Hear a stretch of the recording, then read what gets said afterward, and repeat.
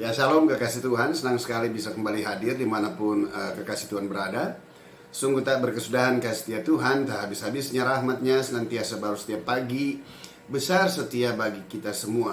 Dan setiap hari adalah hari yang telah Tuhan jadikan bagi kita, oleh sebab itu hendaklah kita bersuka cita, bersorak-sorai di dalamnya. Sebab ada otoritas dan kuasa kasih-Nya menyertai kita di sepanjang kehidupan kita. Dan jika Dia menyertai kita, maka hal-hal yang spektakuler, hal-hal yang luar biasa pasti akan terjadi dalam setiap hidup kita. Dan pada waktu kita melihat hal-hal yang luar biasa, maka sesungguhnya kita sedang melihat karya Tuhan di dalam kehidupan kita. Maka itu jugalah yang membuat kita semakin melekat, semakin bersatu dengan Dia. Nah, pada kesempatan kali ini saya akan membagikan sebagian daripada kebenaran firman Tuhan yang merupakan sesuatu hal yang penting bagi kita semua. Kebangunan rohani merupakan sesuatu yang paling penting bagi setiap kita. Karena kita tahu pada waktu manusia jatuh dalam dosa, maka dosa itu mengangkat kemuliaan Allah dalam setiap kehidupan manusia. Kemuliaan Allah berbicara tentang kehidupan rohani yang tersambung dengan Bapa di surga. Nah, dosa itulah yang memutuskannya. Nah, oleh sebab itu Dia datang dalam rupa wujud manusia. Tujuannya tidak lagi lain, agar kembali membangunkan kerohanian kita yang tadinya mati, sekarang boleh menjadi hidup. Dan untuk menghidupkan kerohanian kita nggak ada lagi lain. Dia yang datang menjadi manusia, Dia hidup dalam ketaatan secara penuh, bahkan taat sampai mati di atas kayu salib.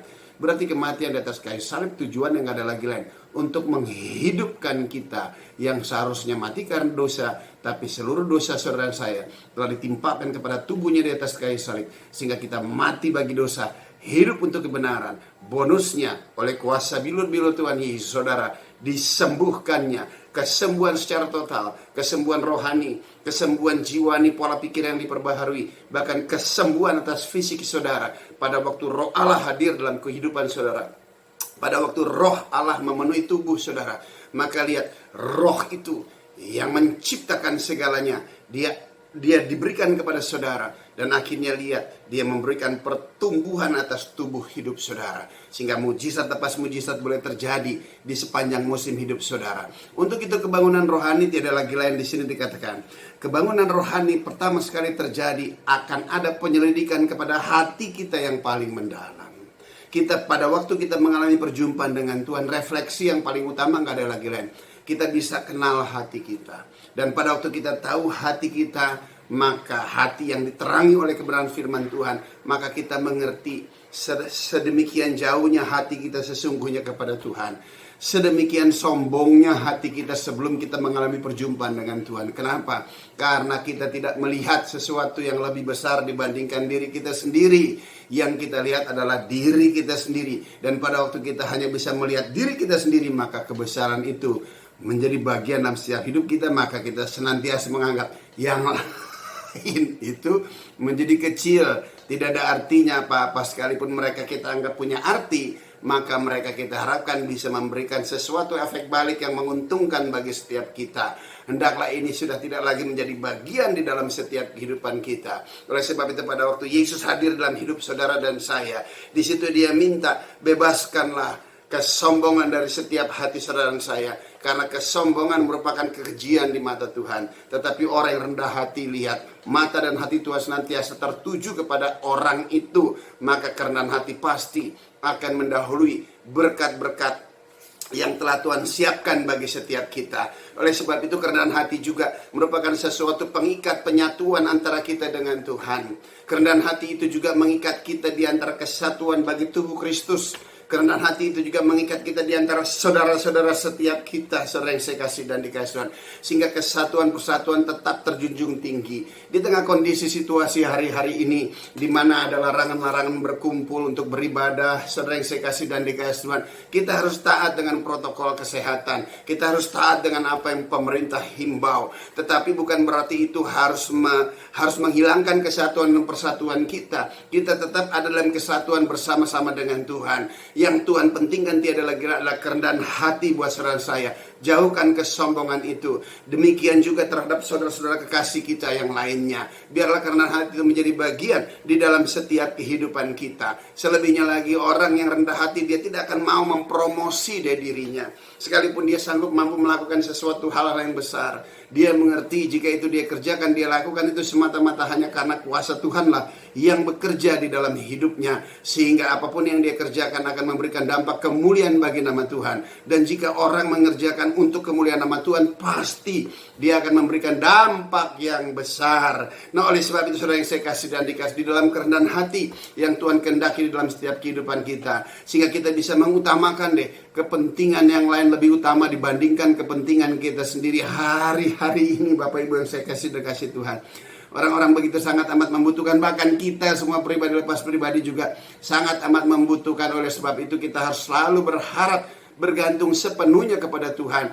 Dan kita yakin dan percaya jika Tuhan senantiasa mata dan hatinya tertuju kepada kita, maka kepedulian Tuhan itu menjadi bagian dalam setiap hidup kita. Jika Tuhan sudah peduli atas setiap kita, maka dia sanggup mampu menjaga, melindungi, memelihara, bahkan mencukupkan, memberkati kita dengan caranya yang ajaib, dengan caranya yang luar biasa, baik dalam pekerjaanmu, baik dalam apa yang kau doakan, baik dalam hal-hal yang mungkin Anda gak pernah pikirkan. Seringkali apa yang kita pikirkan itu tidak datang, tetapi apa yang kita tidak pikirkan, haleluya, itu yang datang di dalam setiap kehidupan kita. Tujuan yang gak ada lagi lain agar kita senantiasa mengucap syukur atas kebaikan Tuhan di dalam setiap kehidupan kita. Nah, oleh sebab itu hari-hari ini juga kita juga harus menganggap yang lain lebih utama dibandingkan diri kita sendiri. Tujuan yang gak ada lagi lain agar kita senantiasa dalam satu kesatuan, senantiasa pribadi lepas pribadi saling peduli, menyembah kepada Tuhan yang benar. Bagaimana Tuhan peduli atas setiap kehidupan kita. Oleh sebab itu Bapak Ibu yang saya kasih dan dikasih, hari-hari ini hayu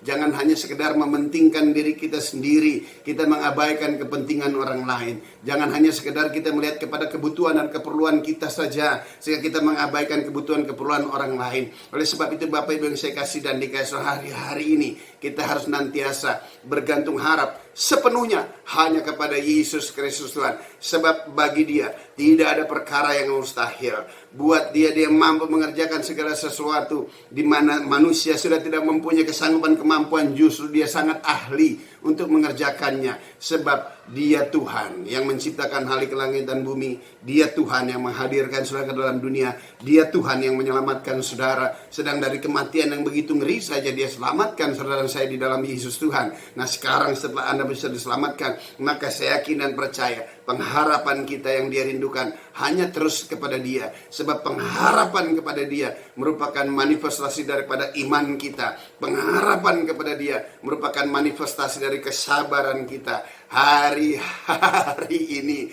kita perlu banyak bersabar, Bapak Ibu yang saya kasih dan dikasih Tuhan.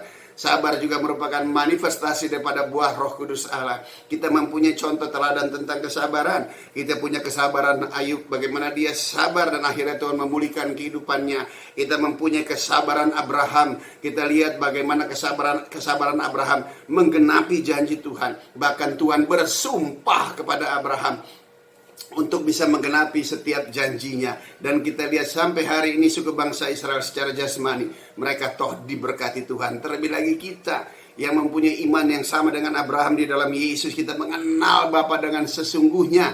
Karena Bapa telah menyatakan dirinya di dalam anak, di dalam Yesus, maka kita juga semua mempunyai janji-janji Tuhan. Jangan pernah khawatir, jangan pernah takut. Tetapi yang paling penting jangan merasa diri sombong. Haleluya yang saya kasih dan kasih Tuhan. Sehingga kita nggak akan kehilangan kepercayaan kita kepada Tuhan. Yakin dan percaya setiap janji-janji Tuhan itu diperuntukkan bagi kita semua. Dan setiap orang yang bergantung harap kepada Tuhan sekali-kali tidak akan pernah dikecewakannya. Haleluya. Tetap berharap, tetap rendah hati, tetap sabar, percaya bagi Tuhan tidak ada perkara yang mustahil. Kita berdoa. Bapa di surga, dalam nama Yesus aku berdoa untuk semua kekasih Tuhan dimanapun mereka berada. Biarlah kerendahan hati menjadi bagian dalam setiap kehidupan kita. Kita berdoa, hamba berdoa Tuhan, Kau melawat, menjamah, memberkati mereka semua, apapun yang menjadi kebutuhan keperluan mereka. Kiranya anugerah dan kasih setia Tuhan menyertai mereka. Terima kasih Bapa di surga. Dalam nama Yesus aku berucap syukur. Haleluya, puji Tuhan. Amin. Tuhan Yesus nantiasa memberkati semua kekasih Tuhan. Tetap sabar, tetap yakin dan percaya. Dan terlebih lagi, biarlah kerendahan hati menjadi bagian dalam setiap hidup kita. Tuhan Yesus memberkati. Haleluya, puji Tuhan. Amin.